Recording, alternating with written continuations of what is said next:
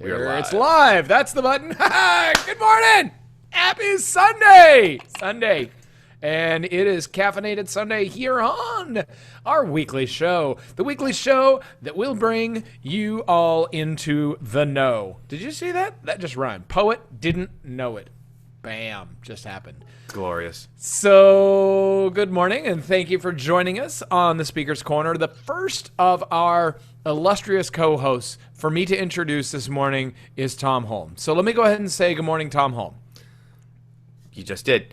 Good morning, Okay. everyone. I want to show you the new toy I have. This is my double-hulled French press. No way. Yeah, after having broken not the first, not the second, but the third glass beaker in our press, we finally got smart and went with the stainless steel double-hulled. Keeps it warm. That's beautiful. I can't break it. That's beautiful. Just wanted to share that with you. Yes, and that is because he is from illustrious New York City, where they have beautiful things just like that. And my name is Jeff Wheeler, under the guise and the shine of the Gold Dome here in illustrious and beautiful Atlanta, Georgia. Today we have a nice bright and sunny day. I actually have quite a bit of reflection off of the Gold Dome this morning, and I'll just go ahead and let you know of the weather in general as it passes. All right, so let's go ahead and get to some meat. We are carnivores here for stories. We are carnivores. We consume them like they are a large, gigantic steak of meaty goodness. So let me go ahead and let me introduce our first piece of meat, brought to you by Thom Holm. Yes, so it looks like Mitt is in it to win it. Mitt Romney looks like he's beginning in the early stages of not his first, not his second, but his third attempt at the presidency of these United States of America. My question is, does he have a chance? I believe a lot of people are saying that because just a year ago, I think the quote was no, when asked if he would run again. And now it looks like it's meh. And a lot of people think it's because he looked at Mitt Romney believed he was the only alternative to Jeb Bush. Because he looked at a two-person, or eventually distilling down to a two-person primary, and that he could be, I don't know, the antipode to Jeb Bush. Question is this real thinking, or is American, specifically Republican primary voters, are they a little bit tired of Mitt? Yeah, I'm very tired of Mitt. But, you know, I give the guy props for trying really, really, really, really, really, really hard. The problem is that I just don't think that he is that strong of a candidate. I don't get vision from him.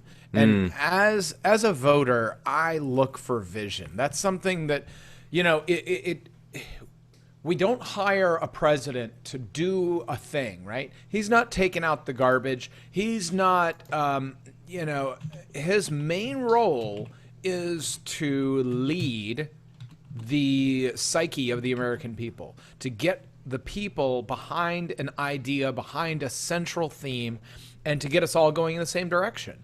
And I never sit behind Mitt Romney going, yeah, this guy's got it. He's got my back. Let's go do it. And for whatever failings there are of Obama, there are many, many, many, many, many people who follow him with fervor, right? And to a certain extent, that's what our political system and our factioned government was designed based around. There are people who actually do the work, which is the Congress and, you know, the justice system. But there are those people who are supposed to be the driving forces and the hoorah, hoorah guy, which has typically been the president. And although I don't like Mitt Romney, I still would prefer him over Hillary Clinton. Would you prefer Mitt Romney over Jeb? We don't have to have the... No. I mean, Jeb's not a terrible person, but again, he's a politician who will do anything to get frickin' elected.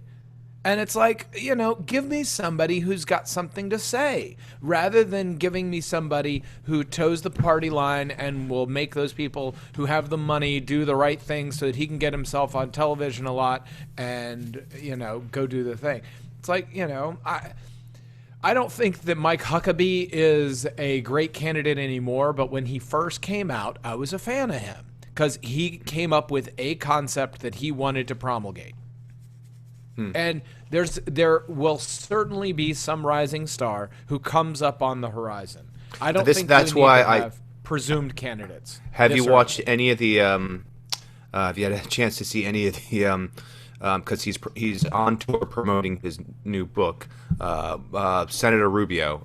Marco Rubio. Florida. Oh yeah, he is certainly trying to make a run. And I was actually surprised. I mean, we all. If it's the first time you're watching this show, viewers, please note that I represent the left of center, but I mentioned center because I'm a more centrist, left-leaning centrist, not a winger. Correct. And I would have to say I was surprisingly impressed. I saw him on the Daily Show, and I was surprised at how interesting some of his ideas were, but B, more importantly, how he. The poise that he held himself in what wasn't, kind of a playfully antagonistic interview, because obviously, Jon Stewart's gonna jab him. Right, but the thing is that is the modern landscape for our politicians. You're no longer are going to be thrown hardball questions by Chris Matthews, and that's going to determine how well you do in the polls. Now it is the Daily Show and the Colbert Report and how well you come across in a Saturday Night Live audience. But they ask. I mean, I would say they're asking the harder questions on the Daily Show, especially if it's a political candidate, than you'd see on your Sunday morning or news program or whatever. But the point is that they go back and forth between joke and hardball question, hardball question, right? And being able to do that transition and keep it light enough that the jokes are still funny and keep it serious enough that when he asks you a tough question right after a punchline, you can roll with it. Right? And that creates a whole nother level of poise that our politicians need to achieve, which is probably a good preparation for the job in all accounts. True. Yeah. Absolutely. So Rubio, I'm a little bigger fan of. He's not quite sold himself quite as much to the man, if you will. But he's not a home run candidate either. No, I don't think there are any home run candidates. But, you're going to see Rand Paul probably come up. And I would be happy if Rand Paul just got a solid seat at the debate table, because at that point he will sway the Republican Party to a certain extent. Speaking of which, playing to the powers that be, he's already doing a dance because he's got to somehow be enough like his father to kind of get that base behind him, but also differentiate himself from his father to get the rest of. I mean, you can see it where Rand Paul is trying to distance himself from his father's foreign policy platitudes.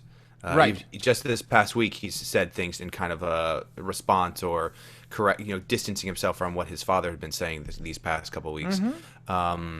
So he's got to dance. That's why I think I posted. I was like, man on wire. He's really right, but he's on a wire that has great power on both sides.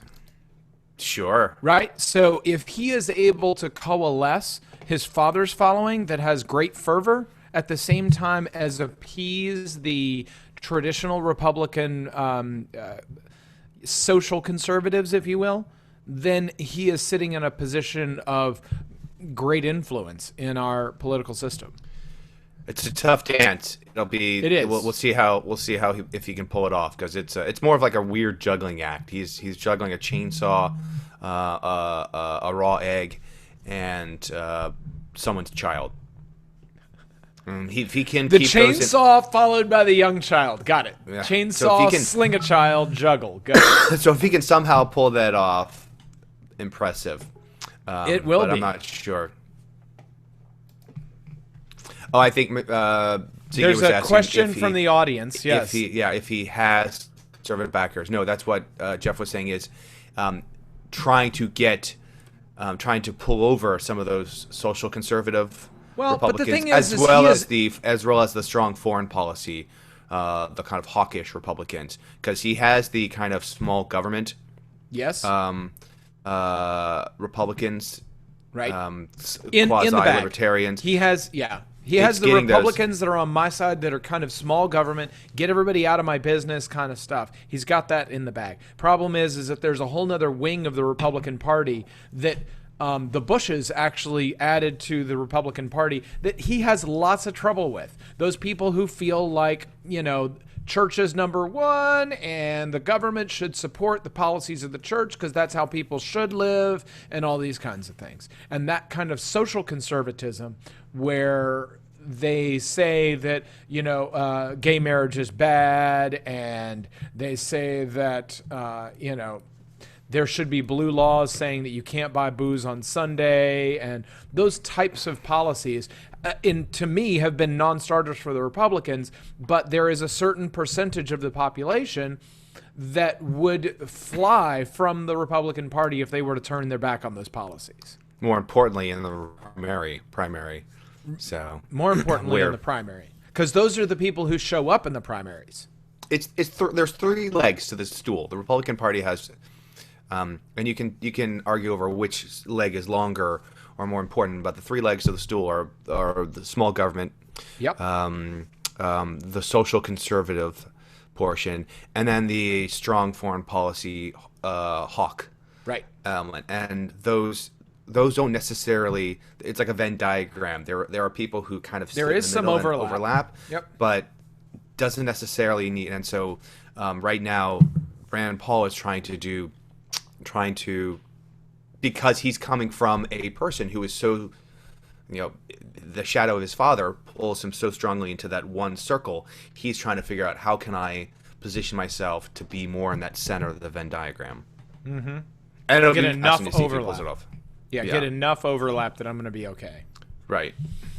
And there is our common political game. That is what we play these days. Mm-hmm. And we got a thank you from the audience, so we clarified. Good. Let's move on to the next topic, which would be the holiday that's coming up on Monday,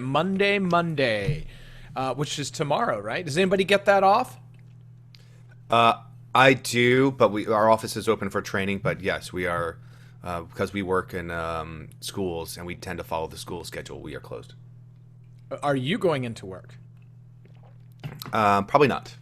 Nice. Probably not. I wish I could not go into work, but I work all those holidays. So that's happening tomorrow. Any other news on that front? I kind of want to see the movie Selma, because I was actually even considering possibly making that my MLK Day tribute. Because there is something I do like. It hasn't totally caught on, but I think it would be great if it did. And especially if we more and more, not just public sector but private sector businesses marked the day, was trying to turn it into a day of service, which I think is a very interesting idea, to try to encourage people take the day and do some kind of act of public service, which I think is a great way of kind of remembering Dr. King and a lot of what he believed in, but moving that forward. Okay, so what can I do rather than just remember the past? What can I do today and for tomorrow? To just build a little bit better tomorrow, just the tiniest bit. And if everybody does a little bit, then okay. So then there's a logistical problem I got here, right? So it's in the middle of January. How much physical stuff can you do in January? It's not well positioned on the calendar to go out and build a community garden, or go out and go to your neighbor's house who has a broken down porch and help out the little old lady down the street who's been hit on hard times and she's on a fixed income and can't fix up her house. to do those tiny little community building projects that just make the world just that little bit better. It's not like it was in the middle of the summer and you could go, you know what, I'm going to go and mow that neighbor down the street's yard because he doesn't mow it very often, and I'm just going to make our world just a little bit better. Because those kinds of nibbles of goodness people can do. Oh, I would argue maybe it's actually the timing is good because this is coming off of the long holiday season where we, we're kind of indulging ourselves, New Year's, and so now we're moving it, it is a new year. It is the idea of rebirth, renewal. Many people take resolutions, so maybe it's also kind of, okay, we've had a few weeks in the new year. What can we do? So let's think of two or three things that we can nibble to make the world better. Oh, okay. Right? So I know one thing right away. Suggestions to our audience for what MLK Day could be. Do you have any thoughts? Well, one thing is, if it's too cold outside or if you're not sure, you can always open up your wallet. And one of the things that I've been meaning to do, I donated to it last year. Maybe it was actually 2 years ago, but I lapsed in my donation. But there's the old neighborhood I used to live in there's a church that maintains a soup kitchen and food pantry, and they do it on pretty small dollars and cents because it's a really tightly run operation. Shoestring kind of thing. So I've been planning to make another donation to them. Because I think that's because having lived in that community, having seen the people who needed that kind of service, knowing that a lot of homelessness in my old neighborhood of Greenpoint, knowing that there was one place they could go, have a warm meal, get out from the cold for at least an hour or so, have some community also, because I think also that's a problem with homelessness is that there's a feeling that you're cut off from people. So to have like a place where it come together. So that's one thing. So now homelessness, that's probably a great time to attack that problem.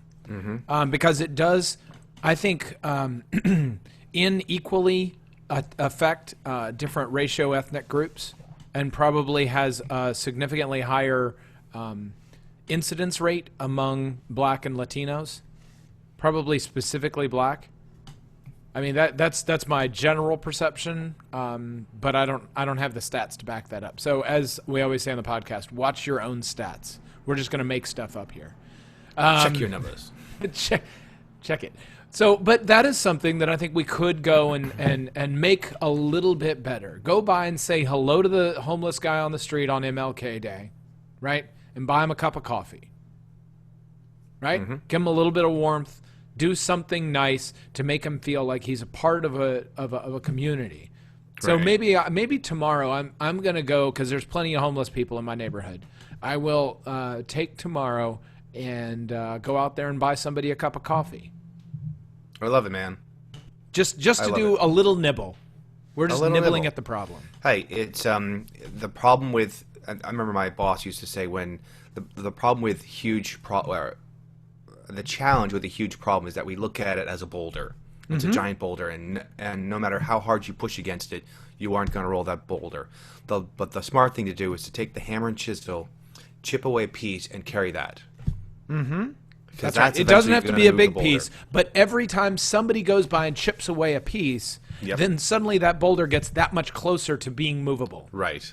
That's right. And so I think a lot of people just walk away saying that's never going to be moved, and it's like, no, we just need to. So I'm going to do a call to action right now on the show. Everyone who is on this show and or watching this show, please promulgate in some social media sense your support for nibbling away at society's problems tomorrow, Monday, Martin Luther King Day. Right? So we're going to say that it's a day of nibbling away at problems or chipping away at problems. So we'll ask anybody who's watching us on social media, whether it be Twitter or Facebook or whatever you want to do, I'm going to say I am doing something to make my world a little better tomorrow. I implore you to do the same. Here's what I'm going to do. Jeff Wheeler, are you running? Will you answer now? Are you planning to run for the presidency of the United States in 2016? 2016, I do not have any plans currently to run for these United States presidents. But you have no plans. So are you ruling it out? Currently, at this time, I have no plans to run for the 2016 presidency. Oh, man. I'm just here to talk about my book. You're ready. Yeah. Well played, sir. So speaking of, there's a movie that came from a book. No, I don't even know if this came from a book. I watched a movie last night. Please hold your applause. Please hold your applause. I watched a movie last night. I watched a movie last night, too. And the movie that I watched is by, it was starring Thor. What's his name? Chris Hemsworth. Chris Hemsworth. Thank you, Tom. So Chris Hemsworth is the star of this movie, and the name of the movie is Black Hat. So I had general interest in this movie based on the fact that Black Hat is about hacking, theoretically, right? Theoretically. So it starts the entire movie with a Matrix style or the Net style. Oh no, not the Net! I was so afraid you're gonna say that movie. God. So it's got this computer graphics derived scene where it's like you're flying a tiny little drone that's going through inner space, and it flies into a computer, or flies into a panel that goes down wires to a computer, and then it flies across the computer, flies down to the level where the circuitry is on the main board, flies along the circuitry on the main board with little lights going across it as if they were ones and zeros, and then it flies up to a chip, then flies into the chip and goes down to the electron microscope style of pictures, and it kind of flies through there, and you can see the little light bits as theoretically the electrons are transporting across. Stop. And it was so hokey. That scene is completely made for the 14-year-olds that were there just to see Chris Hemsworth take his shirt off, right? No. Right? Okay, so that's one gripe. I guess I'm just going to introduce this as I'm doing this as a review of this movie. Please, I'm curious to know about this. And I'll try my best to not give any spoilers, right? So I'm going to tell you some of the hokiness, but you'll see that if you watch all the trailers that are out in the world. So flying through, blah, blah, blah, completely hokey business, right? Then they go into the plot line, right? And they kind of mixed an Arnold Schwarzenegger movie with lots of stuff exploding and lots of muscles bulging, right? With a cult movie like Hackers from way back in the day, where you got guys with code names and writing text back and forth that goes, "I know who you are, you just don't know who I am," and these kinds of do you know tropes what the Matrix is? Yeah, exactly.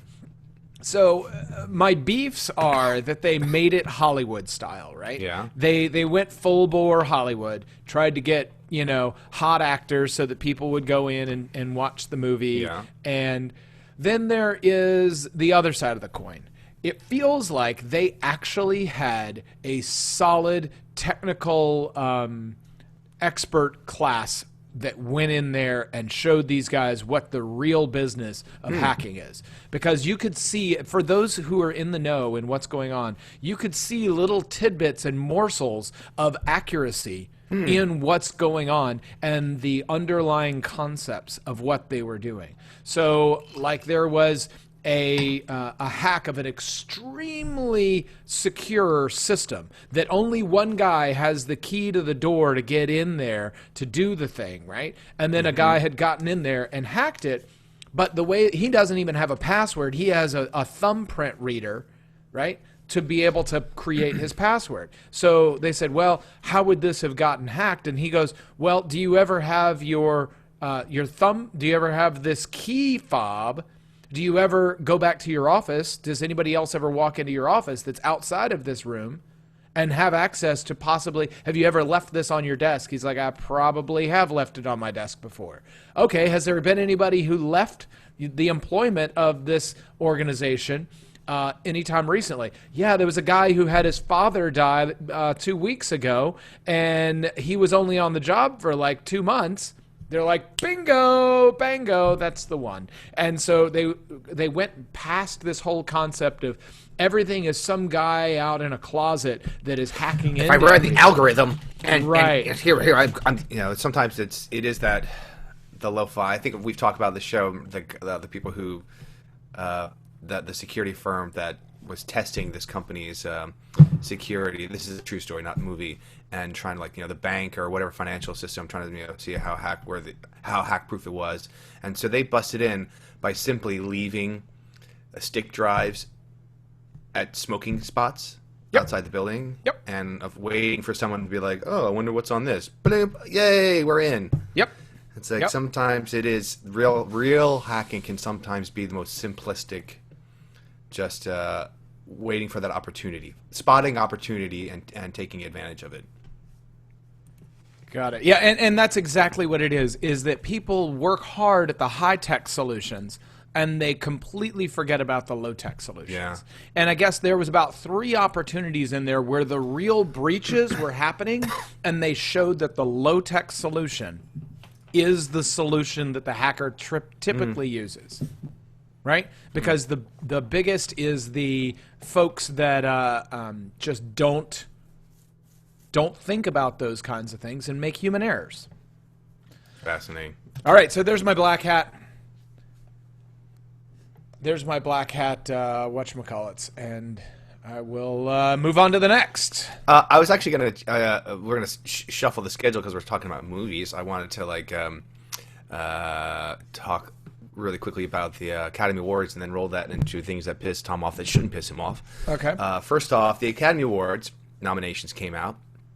And as a lot of people have commented, especially when it comes to the Best Pictures, and definitely the Acting Award, it's good to be white this year. It's really good to be white. Because wait, but didn't Django get all of the credits last time? Or 2 years ago or something? You mean 12 Years a Slave last year? Oh, okay, fair enough, yeah. Yes, that was Best Picture last year. But you have it's just fascinating, with the exception of you had a film, Selma, which I have heard multiple people say is really strong and really well done, and really and very honest and earnest about some of the conflicts. A friend of mine at work was talking about it. It doesn't try to and King was a magic person, everything was perfect and wonderful. It's like, no, it talks about some of the internecine conflicts within the civil rights movement. And there was. Yeah. And so they really go into that. They're like, this wasn't some kind of like all shoulder to shoulder. There was some disagreement. And so anyway, so all the acting nominations this year are all white. And for the Best Picture films, I believe 7 of the 8 films, there were 8 films nominated for Best Picture. 7 of the 8 films deal somehow with white men who have some kind of strong personality issue. It's not even it's good to be a white man. It's good to be a white man who has some kind of personality or intelligence issue or something. Strongly intelligent, but with some fatal issues. Flaw, yes. Yeah, so there was a little bit of like, wow, you're really also, and this is definitely something that pisses me off. How are you not going to nominate the Lego Movie for Best Animated Film when that was a not just box office winner, but also critically loved film, and didn't get a nomination for Best Animated Film? I don't know. But the thing. So did you see the guy from the Lego Movie went and built a Lego Oscar and tweeted out a picture that says, "It's okay, Academy, I made my own." Nice. Hold on, I'm going to Google that and post Everything is awesome. Everything is awesome. But which we spoke about on this show. We did. Mm-hmm. The things that piss me off, that shouldn't piss me off, because this year it actually got proved wrong, is something that I hate about films, and you probably can commiserate this, is it seems like all the studios wait until November/December to release their quality films. So oh, this film might win an award. Got to release it between Thanksgiving and New Year's because we've got to make sure that people remember the film. So what happens is we get log jammed with quality films over a 6-week period. Yep. And then suddenly we get January and February where all the crap that they didn't want to release in the summer and don't want to release during award seasons gets shoveled out. But this year I was proved wrong. 2 films were released early in the year and got big nominations. One of which was one of my favorite movies from the year, The Grand Budapest Hotel, which was Okay. released in March, and is tied for most nominations at 9. And the other one was Boyhood. Boyhood was released months ago. So I'm hoping this means that maybe the studios are like, oh yeah, we can put out decent movies year-round rather than wait till the holiday season. So Wouldn't that be nice? Yeah. So I'm hoping you're on watch. You were pissing me off, and then suddenly maybe you're not going to piss me off. I'm hoping that the studios will start to release good films throughout the year. Because I like movies. Let's see if I can screen share this guy. There you go. All right, everyone look at that little guy right there. Oh, wait, I've got too much stuff on there. But you can see the Lego movie guy. Nice. I salute him. That's great. There you go. Now I got the right window. Yes. So he said, I will do it. I will do it. Nicely done. Nicely done, sir. Nicely done. All right, on to the next. So in New York City has a new program. Yeah. No winners yet. We were just talking about the nominees for the Academy Awards, Michelle. We just had an ask. We were just talking about Academy Award nominees. I have no idea. I don't think the Golden Globes gives out an award for animation. No. So, yes, New York City Municipal ID. New York City is just started a program of issuing identification for the city that you can use for basically any kind of city service or need where you would have to present ID. You can use this New York City municipal ID. How does it differ from, say, a driver's license or some other kind of passport, some other identification? You don't have to. They don't ask any questions about immigration status or legal status in this country. You just need to confirm your address and your name, and you can, I think you can bring in a bill or a check and be issued this license. Wow. And I think it's great. Yeah, I do too. I think that there is a huge value in us as a society rewarding people being on the books, right? Mm-hmm. The downside is that takes away anonymity and all these kinds of things. But we shouldn't force people by law to be on the books, but we should reward them with societal services for being on the books. Right. So as you mentioned off air, they are looking to give away free museum entrance and such throughout the city based on people adopting this ID program, which I think is a great way that you can use greater good to encourage people to put themselves on the books. It's a pretty cheap price, but people give away their anonymity all the time for freebies. Right. So I'm okay and supportive of people giving away their anonymity for tiny bits of freebies. I'm excited to see how other cities do this because I hope maybe there'll be an Atlanta ID that you could get. Well, why not? Why not make it a national ID? Why not make it a national ID? Yeah. States' rights.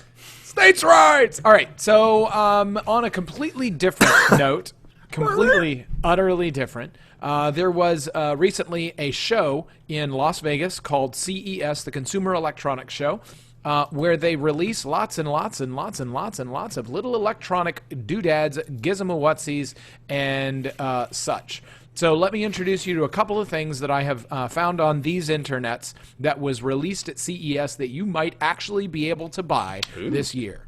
Okay? Drum roll, please. My birthday's in April. All right. So Guess, the jeans company and accessory company, will be releasing a smartwatch. Basically, it is a regular Guess watch that half of the screen made one little display line. And that's it. Fascinating. It gets one little display line banner, about the same amount of text that you would see on a Fitbit that it can scroll across the screen, right? But the idea is that it looks like a regular watch, and most of the time it operates as a regular watch. It just also has a little bit of smartwatch into it, right? Okay, so that's one thing that is of some value. Fitbit will release 2 new devices, okay? And there is the Pet Cube. Ladies and gentlemen, the Pet Cube. If you are familiar with baby monitors, imagine a baby monitor for your pets.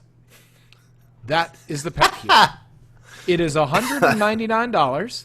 Has a 720 HD streaming webcam that you can stream video, interact with your pet while you're at work, and continually be the quintessential cat lady. Fascinating. Isn't it? Yeah. I love it.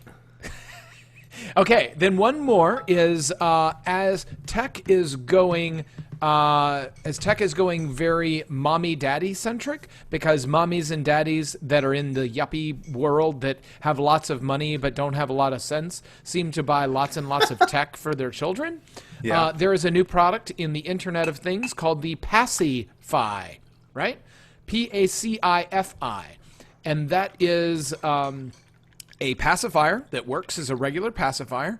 It just happens to also transmit data from your baby to a connected Android or iPhone using Bluetooth LE. So you can then know if your baby is changing temperatures, and then you can get information about whether or not they're hungry, or they are over salivating, or they're sleeping, or whatever from the baby. Christ. Yes? I'm sorry. That just is like the that product annoys me. Does it? Yes, for the it seems like it's don't want to pay attention to your child. Want to have a computer tell you when you need to turn around? Yep. The Pacify. Taking care of your baby so you don't have to. It's I don't know. Continue. All right. And then in the continuation of the tile concept, where if you lose your stuff all the time, there's a new one called the Tracker Bravo. For $29.99, there's a small tracking device that attaches to your keys, purse, computer, or even your pet, so that you know where your thing is. Nice. Right? I see jealous wives and husbands using that. That is correct. And there is a new thing called the Ring. And it is a motion-activated device that's a rather large ring you put on your finger, and you're able to put gestures into the air, and it controls things for your Internet of Things. Oh, man. It's totally like Minority Report. That's all. Yeah, except for it's going to work like crap. Right? Oh, yeah. In a perfect world, it'll work like a champ. Then life happens, and it goes to crap. Why do we suck at this is the thing that has amazed me. This is a technology that the motion recognition technology, why does it still suck? I mean, because there's 3 dimensions, and cameras are not good at there's monitoring 3 dimensions. There's such a demand for it, and let's go back to the Power Glove. So we knew there was a consumer interest in this. Yep. Probably even before the 80s, but they were trying to address in the 80s with the Power Glove, which sucked. Mm-hmm. And now they had It's a great idea. It's just horrible execution. The Xbox Kinect, which sucks. Great idea, horrible execution. We want it. Come on, man. Give a MacArthur Genius Grant to someone who wants to do this. Make DARPA this happen. funding. Let's do this. I want to go to work and just be able to sit in front of my computer and be like, That's right. That's right. Damn. It would be wonderful. It would be. Well, you can hold your phone and have it do it. Yeah, that's not the same as like. I know. The only one that they've got that works well is there's a glove that has cameras on each one of your fingers, right? And while you're facing at the screen, you can gesture all day long, and because it can get different camera angles, it can then extrapolate where your hand is and what you're trying to do. Oh. So until Apple does it, it's going to suck, apparently. So speaking of companies changing hands, Ford released, either it was at the auto show that happened or it was at CES, I'm not sure. But for a long time, Microsoft has been the software provider for My Ford Sync. Yeah. Right? And Ford has said, okay, Microsoft, we're done with you. You just aren't keeping up, right? They made this deal with Microsoft thinking, oh, these are the big guys. We can definitely get something really awesome working. Problem is that Microsoft's interface has always been slow, has always been in need of too much computing power to make it cheap and usable in these car systems. And it's just not the best thing on the market ever, right? So same thing that they did, what was it, DirecTV? No, it was Uverse. It was AT&T Uverse that had Microsoft make their interface for their Uverse boxes, which again was slow, had all the tech specs that you want, but its usability was awful because it was all these techno geeks that are sitting in the background going, all right, well, theoretically you can do this and do this and do this. Just put it in there and it'll work. And it does work. The problem is that it just doesn't have any user experience. It doesn't feel good to flip through the channels on one of these devices. Same thing with what my Ford Sync was doing. So Ford has dropped them, and I would like to see if you would venture a guess, Thom, at who they have partnered with for the revisit of my Ford Touch. I would love to hope it would be IDEO, but... Oh, no, they did not. I don't even know IDEO. We'll talk about them in a second. You'll love IDEO. Okay. Who did they pick? Do you have another guess, or you... Google. No. They have chosen BlackBerry. Oh, that's right. RIM. Oh, wow. Go Canada. Well, hey, I would love for them to make something that's awesome again, you know? Yeah. They have some guys that did some things, and when they are single-purpose, right? The BlackBerry was a very good single-purpose device, right? I love my BlackBerry. My BlackBerry was The was problem one of my is it favorite didn't phones. keep up in a do-everything world, No. right? And they weren't set up to do that, and they didn't try to do that. Mm-hmm. So, you know, we'll see how they do whenever they go into the connected car world and see if they can attach and work. I'm excited for that. I'm excited for them.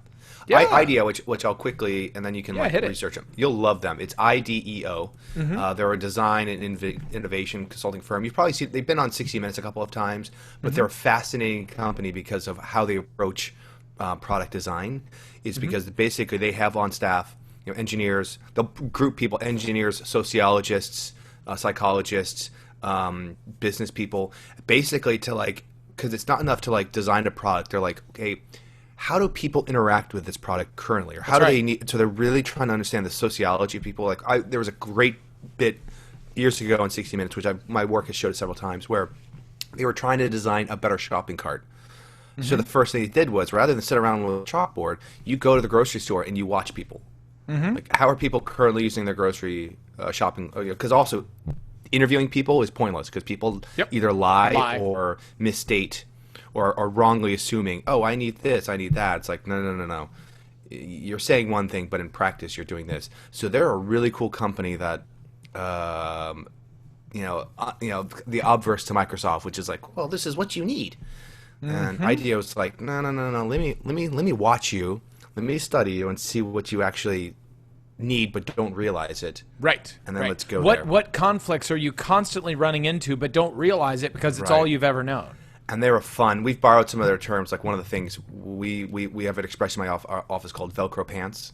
And it comes from this IDEO 60-minute special, because one of the things they were talking about was like how to keep the child in the shopping cart. And so one of the ideas was and all ideas go on the wall at first. They're like, doesn't matter how crazy they are, just go on the wall, we'll talk about, and then we'll start talking about them. And one of them was, well, how about when you bring your child into the grocery store, you're able to slip on these Velcro pants onto them and kind of affix them to the shopping cart so they can't get away. And so they all laughed and we're like, oh, that's funny, whatever. But now we at work will say, it's okay to go Velcro pants idea. Just open up the floodgates, see what comes. Anything is okay right now. Because sometimes the most insane thing, we're like, yeah, that's crazy, but that could spur an idea that actually works. Exactly. Right. So I was hoping it would be IDEO. You'll love them. I think you'll Brilliant. find them a fascinating design company. I will do, and I watched 99. Do you watch 99 Design? I don't know that show. 99 Design was PRX, so it's the internet-based public radio. and they do basically the underlying design of the things we love, right? And why the design makes a difference. So it's basically public radio guys that sat in an office with architects. And so then they just kind of went, oh, that's cool. Why don't we do a show about what you guys do all day? And so they kind of turned it into a public radio stream of all these kinds of things. He's been doing it for quite a while. It's a really good show. I bet. It's really neat. Speaking on 99, you should also watch and read 99U, which is a website. All right. I'm loving this knowledge being dropped. Knowledge dropping. I mean, you guys might need like a dustpan to pick up all this knowledge we're dropping. So I think you got something else about cars. Yeah. So well, there's one more Ford notice that came out, which is Ford released a new GT, Ford GT, which was a 1960s. We're going to go up against Ferrari. We're a car company. There's no reason we can't go up against those guys in Le Mans, which was in the 60s the quintessential proof of concept that you can make a car that does everything that a car can do at its full bore, right? So they released the Ford GT in the 60s. They did a GT40 back maybe the early 2000s that was very critically acclaimed. And now they've released a new Ford GT that's even more gorgeous and even more cutting edge, right? So the original GT was, a design concept, and they said, let's make it. So they made it, and they always went with the large bore V8s, right? And so now, and the one that they did a GT40 also had a large bore, traditionally aspirated V8. But since Ford has been moving on to this EcoBoost concept, they said, well, why don't we do the same thing for this sports car that everybody always enjoys? They got great critical acclaim for the GT40 that they did a couple of years back in the early 2000s. And so now they've released another GT car that they are doing with a V6. Twin turbo direct inject V6 that's supposed to create 450 or 500 horsepower or something like that, and supposed to be extremely quick, all carbon fiber tub technology. It's basically a race car made for the street. But I wanted to mention it because I think it's gorgeous. And if you have a chance to Google it and take a look at it, you should. Yeah? Oh my God. Holy crap, this car looks really I would never drive it because these kind of cars. It's supposed to be ostentatious, It's supposed to be over the top. But oh my God, its back end is lovely. That's right. That's right. The hindquarters is something that I would follow. Let's just put it that way. Yes. That's something I feel like cars getting the shaft on is headlights and taillights. They're not that interesting anymore. Nope. I understand, the move towards aerodynamics and making cars more efficient and but there's a huge amount of law that is required on what those piece parts are. The front of the car and the back of the car are the most likely impact zones. So they have regulated those things into Toyota Tercel area. Everything looks like a frickin' Camry nowadays because it just has to do that to fit the proportions that the state, the federal government has stated they have to stay inside. You can't do a Jaguar E-Type anymore because the hood's too long and there's not enough space between the top of the hood and the engine that if you had an impact with a human out on the roads, you'd certainly kill them. And so therefore you can't have that kind of car. Everything needs to be snub-nosed and yada yada. Oh, the E-Series. Oh, God. Yes. See, here's the funny thing is, I'm obviously for a guy who doesn't own a car. I do love cars. I do find cars fascinating. If you could have any car in the world, what would you want? A Jaguar E-Type is right up there. Yeah. This new Ford GT is right up there. And then you know what? The new Stingray is a car that I would really enjoy. And I'm trying to think of anything else. Oh, an '84 Grand Caravan. Fascinating. Mine are going to be hilarious because it's going to be all over the place. Do it, Thom. I'd love a Rolls, like a Okay. classic vintage Rolls. Yeah. Not a silver Ghost. That's a little too. Silver Spur. What does the Silver Spur look like? Silver Maybe the Spur's Silver the- Cloud. Silver Cloud's a little bit more Okay. reserved, but I also love early '60s or late '50s. I said late '50s to very early '60s Volkswagens. Oh yeah. Yeah, and it doesn't even just have to be a bug. It can also there's a Volkswagen. I can't remember what they never sold them here, but when I saw it, I was totally A thing or a fascinated. squareback or a. Was it the thing? It may have been That's the the thing. squared off one. Yeah, the Volkswagen thing. Oh man, love that. It's just I don't know. There's just something so brutal about it, but I don't know. is. And I want in a hot color like orange or something. Yeah. So it rolls in a thing. Look up the VW squareback. VW Squareback. Type 3 or they. My mom had a 1969 Carmen Ghia. It's like a And then they wagon, made a one that's Volkswagen. basically that same car with a fastback. Maybe they call it a fastback, VW fastback. I see a Volkswagen Type 3 that has like a kind of normal back, but that Yeah, kind of look up large. the VW fastback. Don't mind us while we do our research. 'Cause That's fine. That's fine. This happens. This is like us like looking. Oh yeah. I love that. Right. I So it's a totally love little that. bit like a Beetle, but not really. Yeah. Oh Right. man, that's got great. It's got great contour and the headlights. That kind of. Yep. Perky little hello. That's headlights. the kind of car that it's gonna talk to you. Oh, That's right. man, I'm gonna. All this right. is like porn for me. All right, so let's go on to the Asshat of the week and call it. Yeah. So Asshat of the week comes from Gainesville, Florida. No, it's not you, Ziggy. Ha ha ha ha.